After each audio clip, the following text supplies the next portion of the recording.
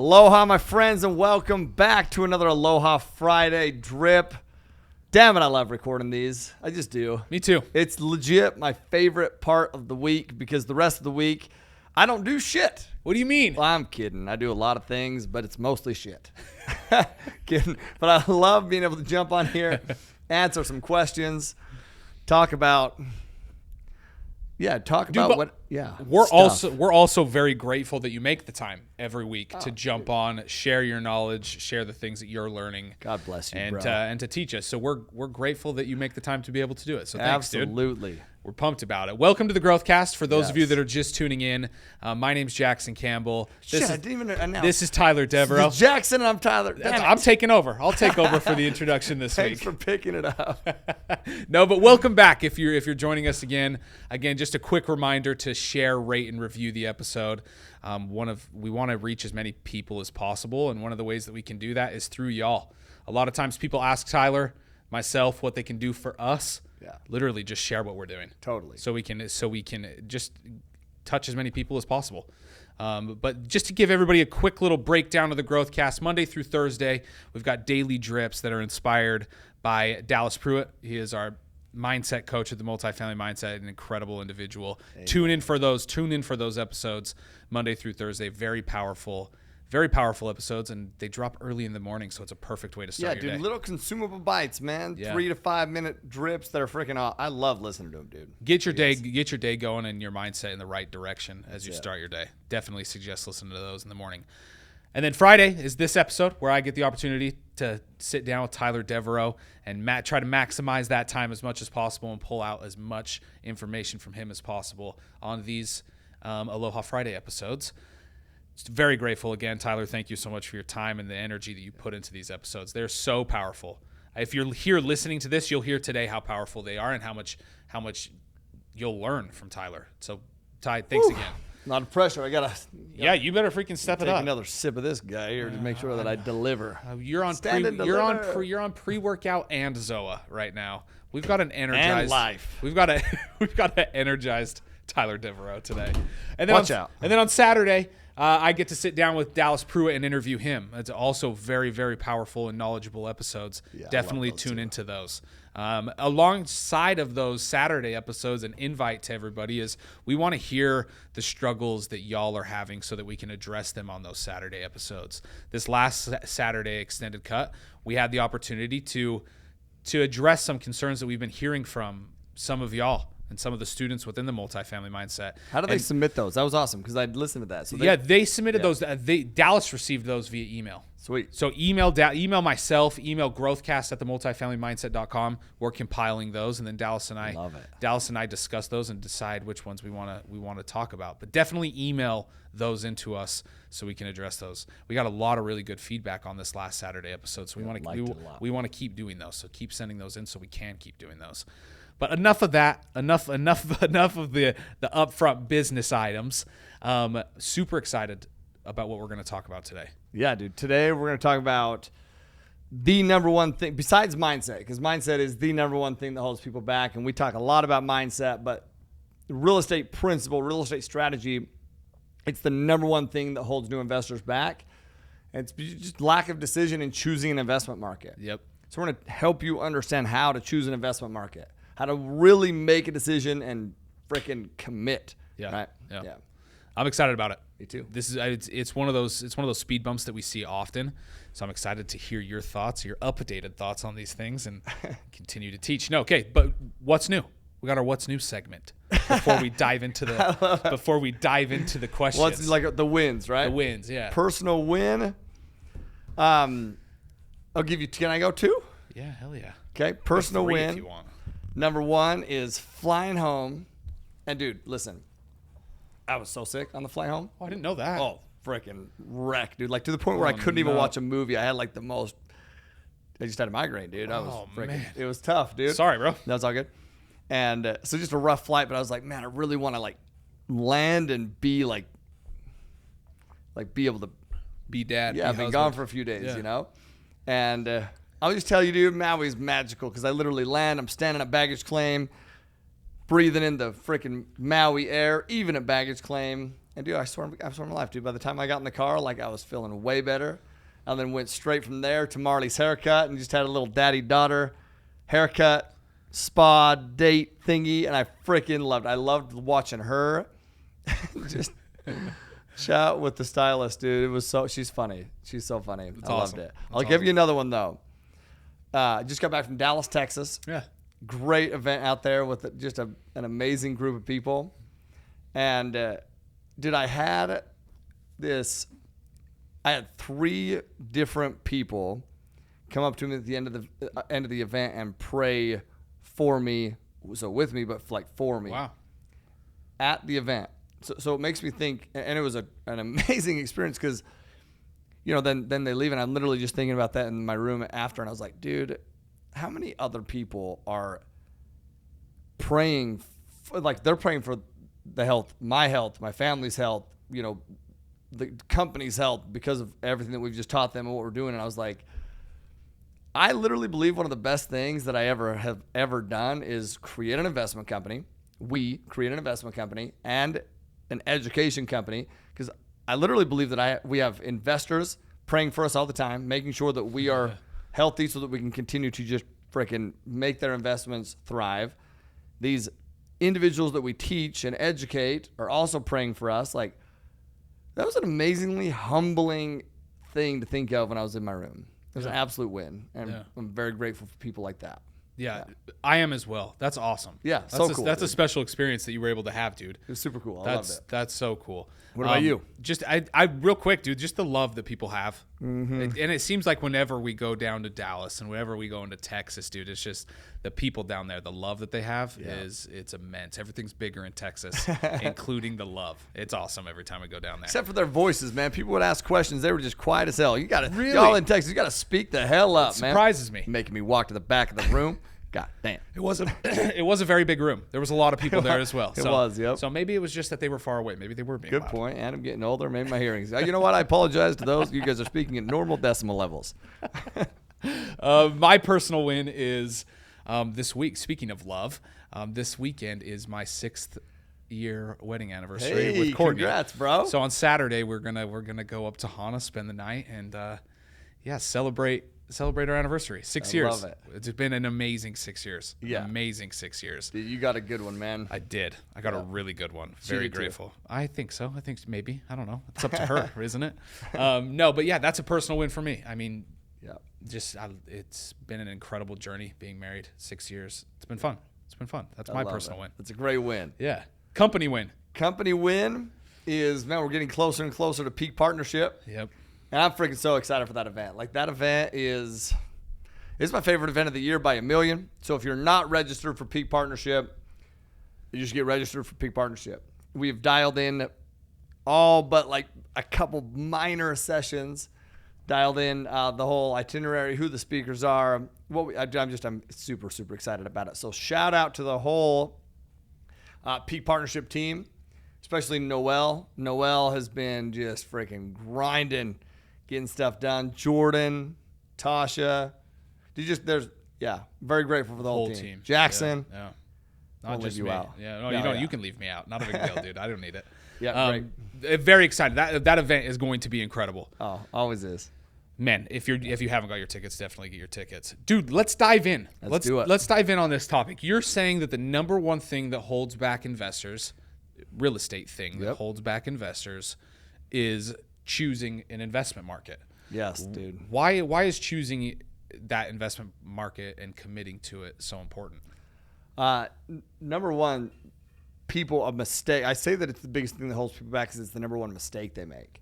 And what I mean by that is they'll go into a market, they'll just try to get a good deal, or really they won't even commit to a market. They're just like skimming a bunch of different markets trying to get a good deal. Yeah. Dude, that is the least efficient way to do it. Like, just the least efficient way. There's a couple reasons that I believe that it's the most important aspect. Well, first, it's one of the first things that you'll do, first off. Yeah. So, like, the start is what stops most people, right?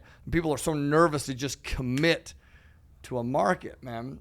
So I'll tell you why I believe it's so important for you to commit. Number one is because you have to be confident where you're placing investor money. And what I mean by that is you have to, when you're raising money from investors, If you don't know for certain why you chose that market and you're not committed to the market that you're investing in, your investors will not be confident to invest in you. You need to know why you're investing in a market. You need to be able to answer their questions that they have about the market. Know why you're investing there. If you do not know why you're investing in a market, well, that's a problem. So the key is, don't let that scare you. Use that as a motivator to truly identify the market that you're going to commit to, and then freaking learn everything about that market, man. Everything you can about that market, so that when somebody asks you, you can speak knowledgeably about the market. Does that make sense? Totally. Makes so much sense. And then it's going to help you source the best deals, man. Like, understand, we get into these deals and we do these deals as a way to provide value. So as you build your teams, you commit to a market, you build these teams in the market, you will be able to source the best deals in the market. That's done by building your team. Like, every single one of your team members come across deals. But if you're not built, one of the first questions I'll ask them, like if somebody, one of our students, right? And I'm on the phone with them or I'm chatting with them and they're asking, or they're telling me that they're struggling to find deals. I'll be like, okay, so where are you investing? Oh, I'm looking in X, Y, Z, T, Q. Okay, who's your team? Well, now what brokers are you working with? What attorneys? What property management companies? What contractors? What inspectors? Well, I mean, I need those. I was thinking I'd get those once I have a deal. No, that's how you get a deal. Yep. It's literally first week of our educational program starts talking about building your teams, but how many people skip that? Oh, a lot. It's crazy, man. So many people skip steps thinking that they're going to do it a more efficient way. No, that is the efficient way, man. Like, it's the efficient way. It's a way to source the best deals, like really grow roots within that market. It'll also allow you to operate efficiently in a given market. The information that you find and as you're doing your research about the market will help you understand what your investment strategy for that specific area should be. So you know what works in that market, what stage of the market cycles you're in, and what your business plan should be doing, so you're operating efficiently there, right? Yeah. And then one more, and I kind of briefed on this, but it puts you in a position to provide massive value, man. As you've laid that foundation, building your teams, sourcing the best deals, being confident about the market, understand the details about the market, that's going to be massively beneficial to your sponsors, to investors, to other internal team members. You need to commit to a market. You need to commit, period. Yeah. Anyway. No, dude, as you read off as you kind of gone through those four things, be confident. It'll help you be confident on where to place your investors' money. It'll help you source the best deals. It will allow you to operate efficiently within that given market, and allow you to put you in a position to provide massive value, dude. All of these things that you just went through you're committing to give confidence, but as you gain that confidence, it's also going to give you credibility. Yeah. As you do these things. So as you're building your team, as you're trying to source these deals, as you're operating efficiently, by committing to a market, it gives you that sense of confidence, which also breeds that sense of, what's the word I'm looking for? I just lost it. It breeds that sense of, geez, what's the word? I just said it. Credibility. Yeah. Yes. And credibility with yourself. Yeah. The tough part is in the indecision. It's in the indecision, dude. It's like you either need to be all in or all out. Right. The risk is in the indecision. As you continue to dip in whatever that is in your life. Some people are trying to build a multifamily investment portfolio, not committed to, but trying to, right? No, you need to fully decide to build that. Yeah. Once again, the fear, the risk, it's in the indecision. Right. So, yeah. Yeah. Okay. So you pick a market. Yep. You pick a market and you're kind of analyzing markets, right? And something that's going to come up is it a seller's market or a buyer's market? That often comes up, and that can often confuse people. So, real quick, give us what's the difference between a buyer's market and a seller's market?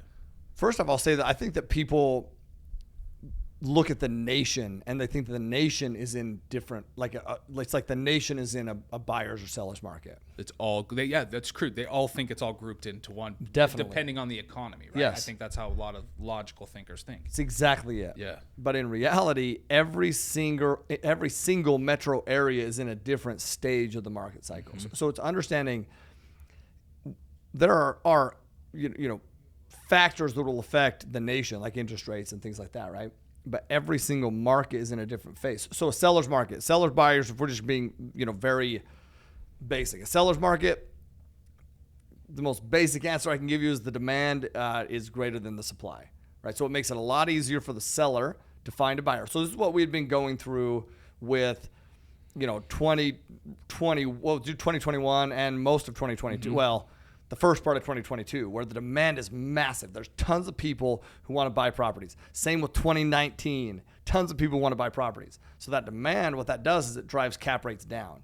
See, so here's what's funny. People think, and just so you know, if you're not familiar with cap rates, it's called capitalization rate.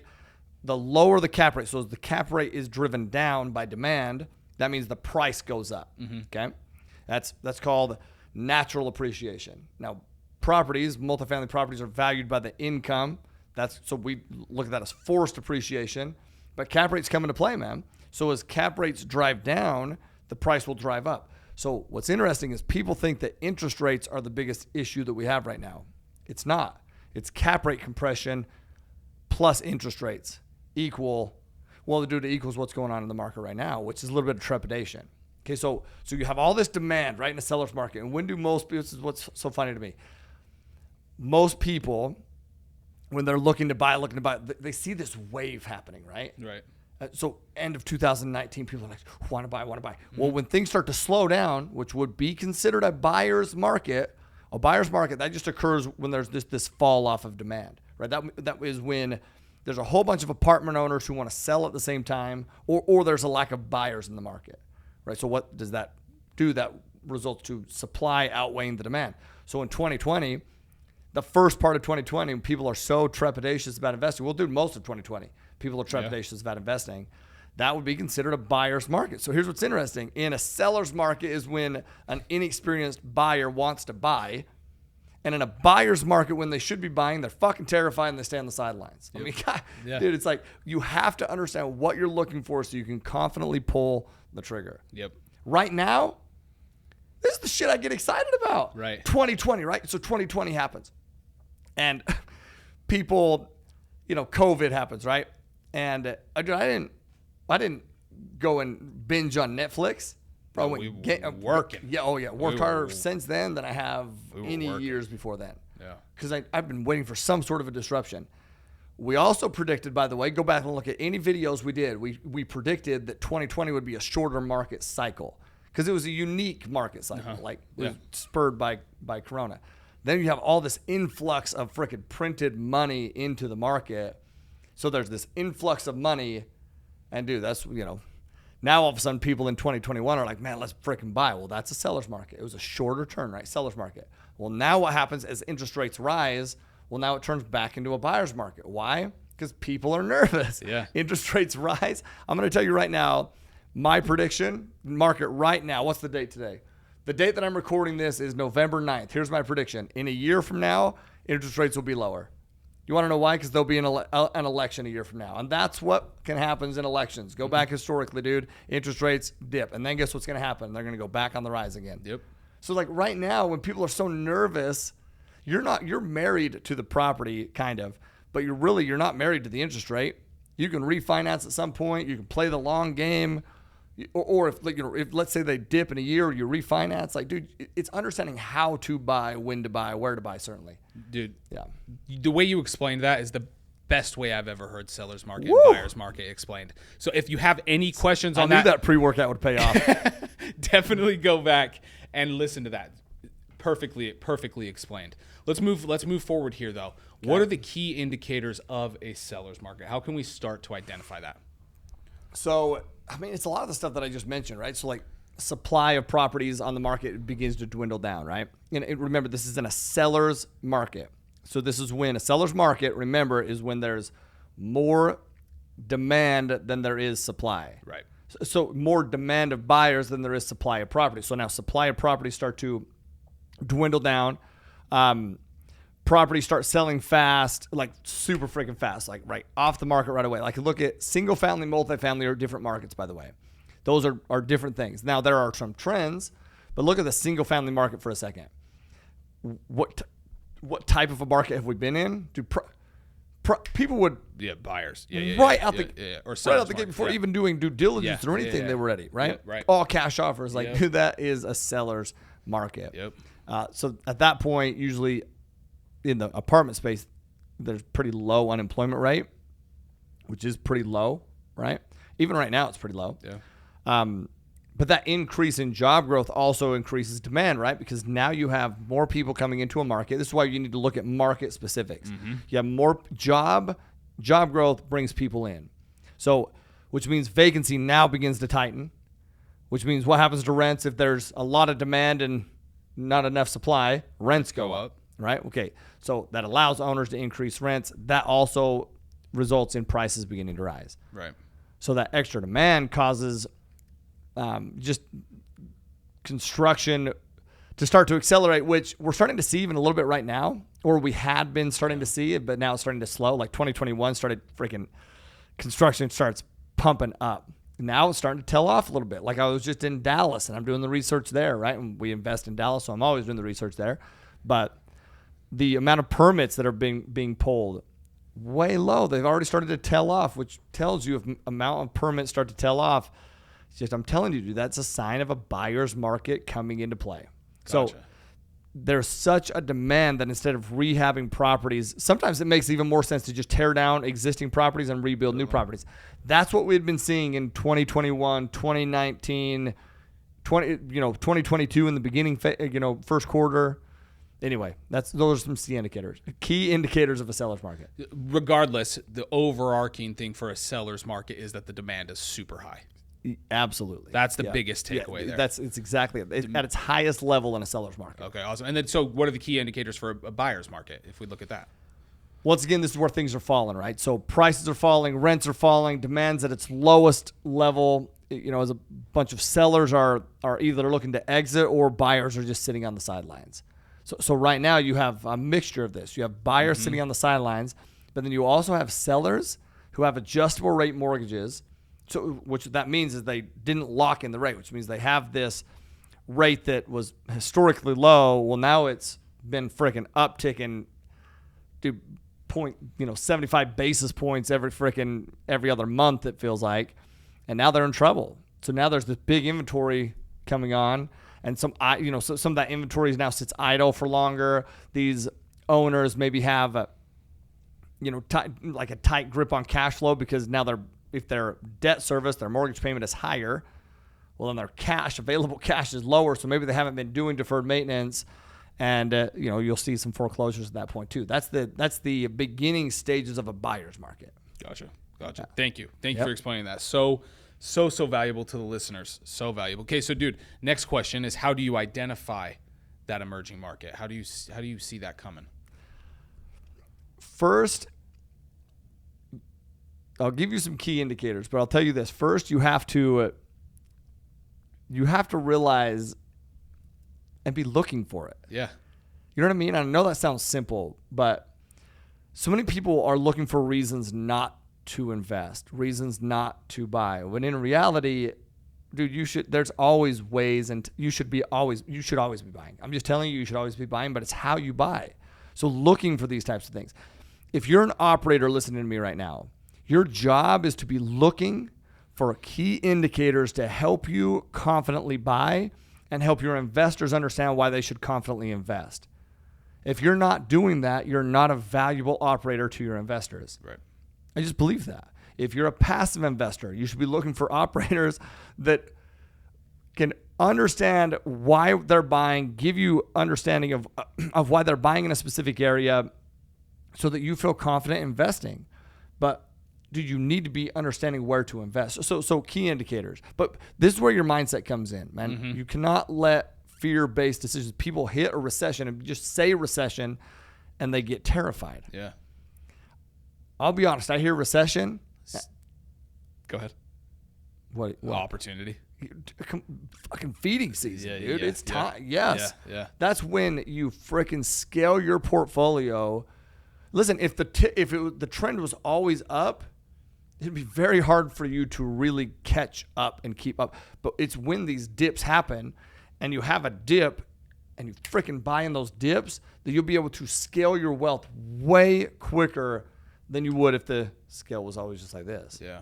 So this, dude, but you need to understand what you're looking for. So the biggest key indicator of what we consider emerging market. This is where your markets are emerging. You're going to spend the same time, effort, and money, but make more money in these markets, right? Yeah. You're going to benefit from forced appreciation and natural appreciation. So the key indicators are obviously growth. Okay, so time on the market, meaning properties on the market, that starts to decrease. Companies now are gaining a little bit more confidence. They start to announce a bunch of new jobs. Other companies, 500 plus jobs. Any company announcing 500 plus jobs coming into a market, that could spark an emerging market. Other companies see that. They start to build around those companies.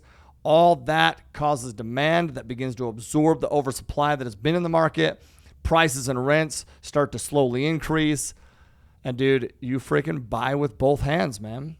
You buy with both hands and you ride this wave. Like I'll tell you this. One big property in an emerging market, we call it a buyer market 2, okay? Mm-hmm. One big property in buyer market 2 absolutely changed your wealth portfolio. A couple, retiring next generations, 3, future generations giving you credit for their success. Like that is when you buy. But dude, we are on the cusp of we're beginning stages of once again, national. It's not national, okay? No. There's every metro area, but you see these trends of buyer's market 1s in a lot of areas.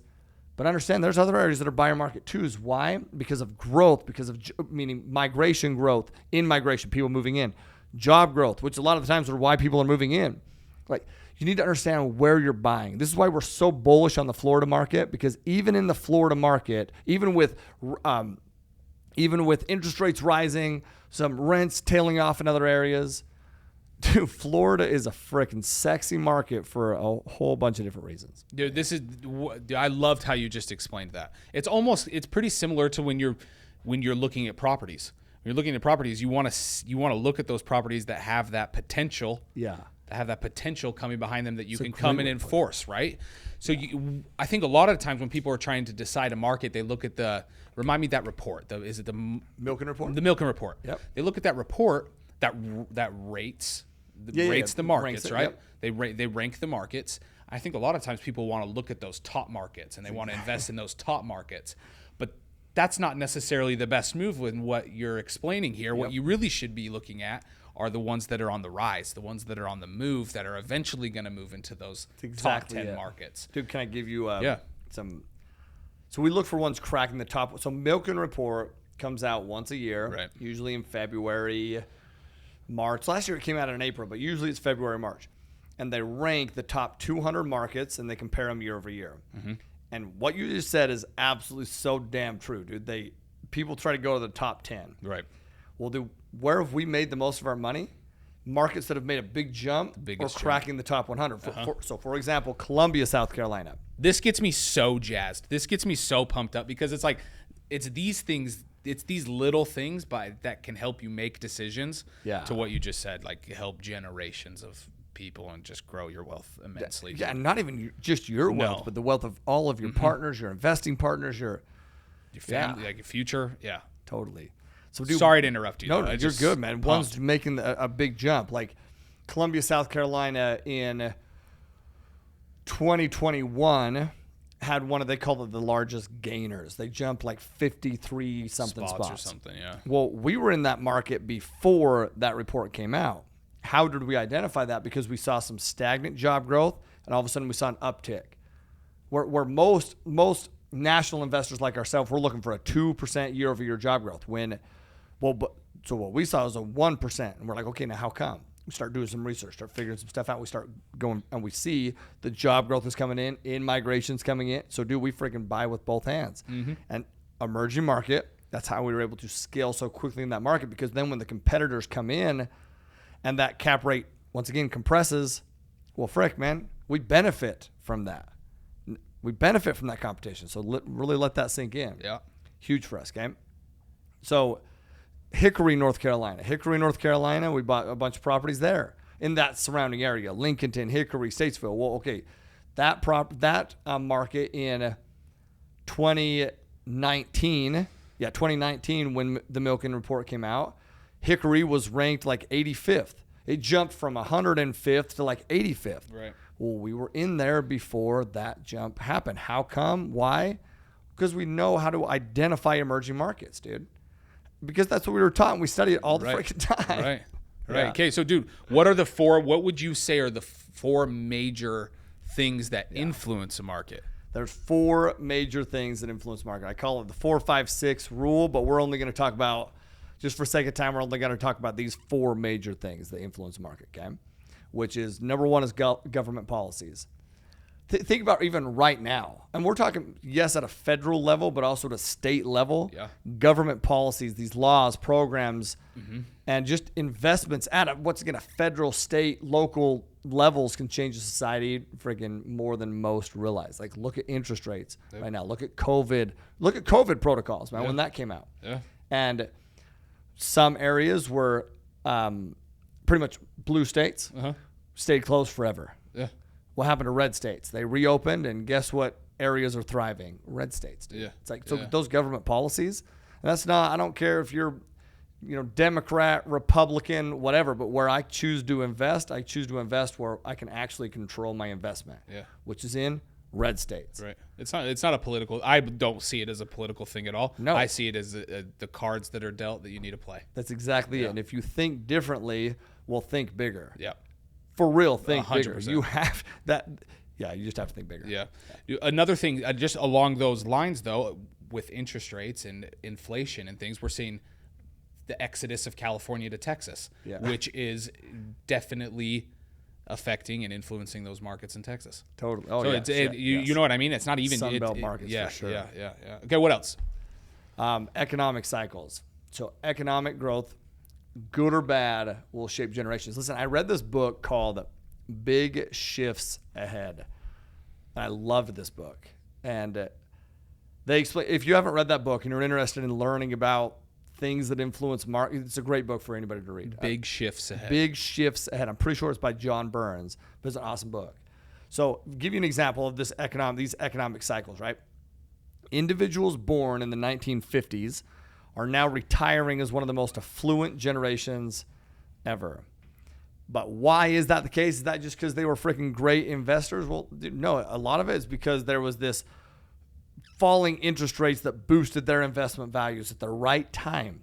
They were in the stage of their life, this cycle of their life that they had already invested, and then lowering interest rates boosted their investment values. So now they're retiring as one of the most affluent generations freaking ever. On the flip side of that, you have those born in the 1970s. These individuals have far less net worth, far less home ownership than freaking any group in the past 40-something years. But why is that? Well, that's because when they had just bought, they got hit the hardest by the recession. Like when they had just bought their starter homes, a lot of them freaking completely, the entire purchase price leveraged. That's when the recession happened, and they got lambasted by that. And so that generation is, they're hurting. Have some of the least amount of net worth. Yeah. Anyway, so just economic cycles, man, where you're at, but those economic cycles. So you think about that, those in the 1970s who got hit by an economic cycle. Well, what did they choose to do when they got hit? Most of them probably were freaking terrified. Yeah, that's what I was going to say. I don't really know, but I'm sure it was a scary thing for a lot of people. Well, I'll give you an example. Think about millennials. Millennials are supposed to get hit more than any, and have been hit more than any generation before them. Why? Right out of college, right as we were coming out of college, you have the Great Recession of 08-09, which means, dude, obviously a tough time. Right as they now start getting back on their feet and start maybe buying some homes, maybe getting to that position, 2020 happens and a lot of them lose their jobs. Right as they're about to start forming households, buying homes, right? Well, on the flip side of that one, I got hit by the Great Recession in 08-09, Great Recession. I don't know. Is that what they call it? I don't know. I think that is what they're calling it. Okay. Do you know it's in history books now? Not to make you feel old. What you were part of that, young man? I know. How old does that make you feel? Well, not as old as you. It's in the history books. You're in the history books. Well, dude, 08, that was a long time ago. Yeah, the Great Recession, though. Yeah, totally. And what did I do? Well, I got hit by that. Yeah. And I realized at that moment I never wanted to rely on somebody for a job ever. Yeah. And so what did I start to do? I used that urgency to create everything that we've been able to create. Now, it didn't happen overnight, but that is when the fire sparked. I mean, the fire has been sparked multiple times throughout my life, but that is absolutely when a big fire sparked. 2020 grew massively. Now, I promise you, we'll freaking grow massively, man. Mm-hmm. Yeah. Okay, what else? New technology is another one. Okay. So think about back in the day when they had these mass-produced cars and highway expansions. Like, that made suburban living a lot more doable.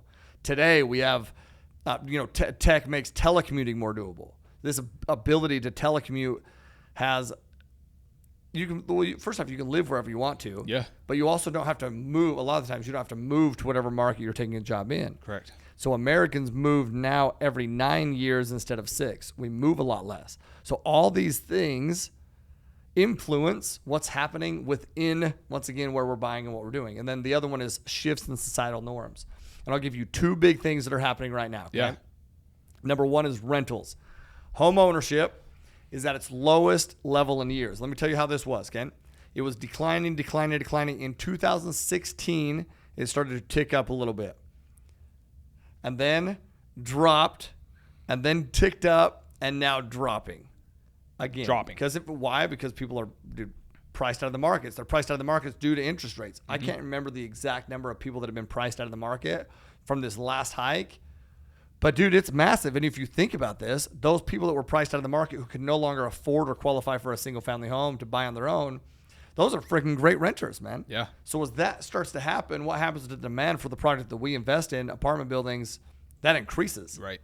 Well, that's powerful, man. So in this correction, who gets hit the hardest? Those in single-family homes. It's just a fact. Yep. Our demand in apartments actually rise at that point.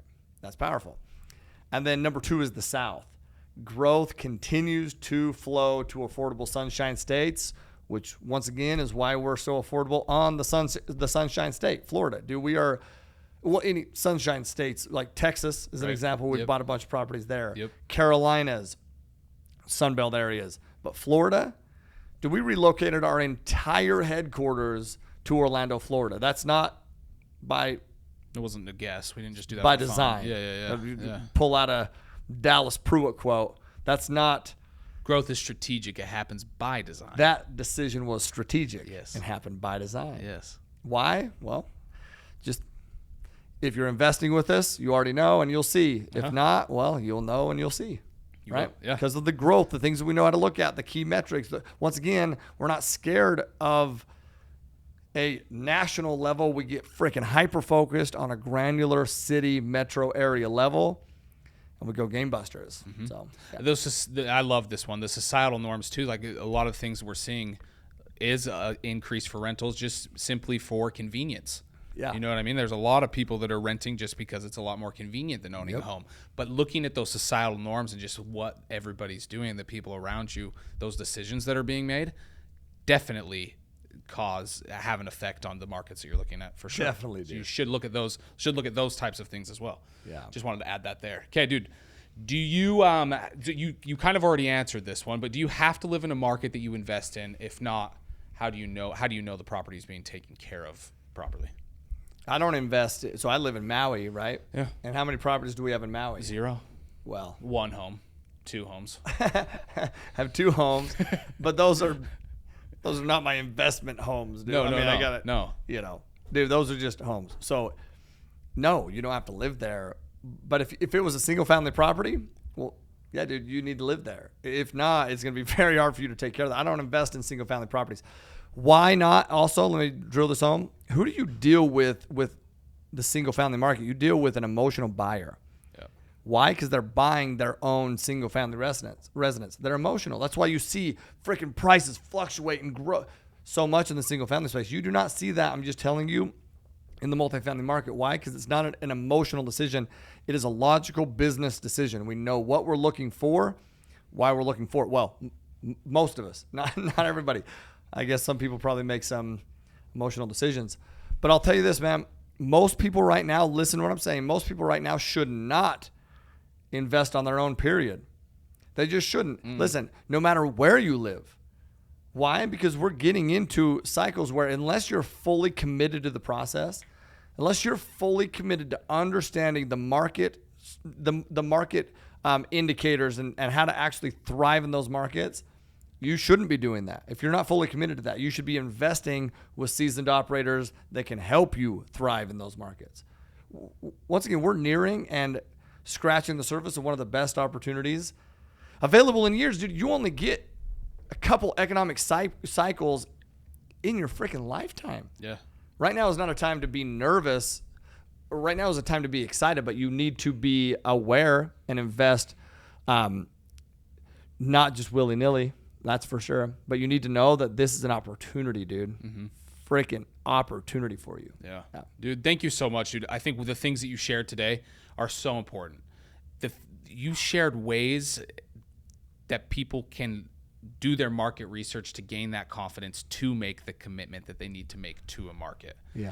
So very, very, very helpful, all these things. So thank you so much. You're welcome, bro. Is there anything else you want to add before we wrap up here? Any closing thoughts? Nope, not off the top of my head. Okay. No, dude, I just think I have one closing thought kind of just to wrap everything together.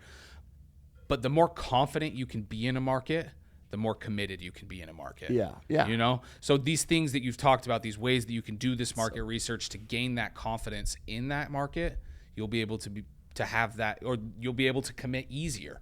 Yep. And if you're committed to a market and you have investment in that market, it's going to be so much easier to get your team on board, to get investors on board, because that confidence just bleeds through. Totally. And so that confidence isn't false confidence. That confidence is rooted in actual research and decisions that you've made, right? Totally. So that confidence is rooted in certainty, which is key, right? Coming full circle. So I would rather there's never a perfect decision, but I'd rather make an imperfect decision with massive amounts of certainty than wait for some perfect decision and make that decision with little amounts of certainty. Yeah. That confidence is rooted in certainty because of the decisions and the actions and the research that you've made. It's powerful. Not just because you think. Not just because you think. It's not a cocky decision. It's a confident decision. That's exactly. I like to look at it like that. And then do another thing, just as we wrap up here before we jump into the Hawaiian value. No decision is finite. And I think a lot of people make this, like, that's one thing that I just want to end on here that I've taken from you, and it's helped me massively in my life, dude, in making decisions, is make a decision on a market, be committed to that market, do the research that you need to make, or do the research that you need to do, and be committed. Yep. If it doesn't work out, that's okay. You can pivot and have that same sort of confidence into your next market that you're going into, and you learned a lot. Yep. So don't be afraid when you make a decision. Make a decision, be confident, and know that down the road, if it doesn't work, you can pivot and do it again in a different market. Totally, dude. Listen, I'm at football practice. I gotta weave in this, okay? Yeah. And I've talked about Malu a couple times, and Malu's just a beast. He's just a beast, dude. Yeah. And he's going to get up against a little kid named Rain, and they're going head to head, right, tackling. And Malu lights him up, Rain up, and Rain stands up. He has tears in his eyes. His chin hurts, something, And I was like, pick him up. I'm like, all right, dude, breathe, right? Let's breathe through your nose. I'm like, okay. Now, and once I get him, calm down, I'm like, okay, man, now, what did you learn? I was like, what? I'm like, what did you learn? So, man, I believe that you either win or you learn. So you didn't win right there, right? He's like, no. But what did you learn? He's like, I learned to get lower. I need to get lower. And I was like, my freaking man, my man, you need to learn to get lower. Sometimes getting knocked on your ass is one of the best ways to learn. And you want to know what happened the next time? Rain goes up against Malu. Rain is already smaller than Malu. So Rain should not have any problem getting lower than Malu. They go head to head. Rain got his ass knocked again. Just kidding. I'm just kidding. I was waiting for what he learned this time. He hit him, dude. It was a way different ball game. Why? Because you learn. So as you go out there and you're making these decisions, nothing's ever going to go according to plan, dude. No. That's the only thing that I know for sure. Yeah. But you learn. That makes you confident along the way. Exactly. Yeah. Awesome. Ty, thanks, man. A Hawaiian value. Maluhia. Okay. Maluhia. Crushed it. One of those has to be right. Has to be correct. One of them. Speaking of confidence, Malawia, which means live peacefully. When we truly live Malawia, we feel peace, we feel a sense of calm. And listen, one of the best ways to do that in this current market is to know the things that you're looking for. That gives you this cool, calm, confident peace to know that it's mother effing feeding time. Let's go. Love it. Yeah, there we go. Sweet. Malawia. Live peacefully. Yes. What else do we always live with? Is this where we're ending? We're doing sign off? Yeah. Live. Well, first off, invest always with Aloha, which is in the fund. Yep. And then live always with Aloha. Peace.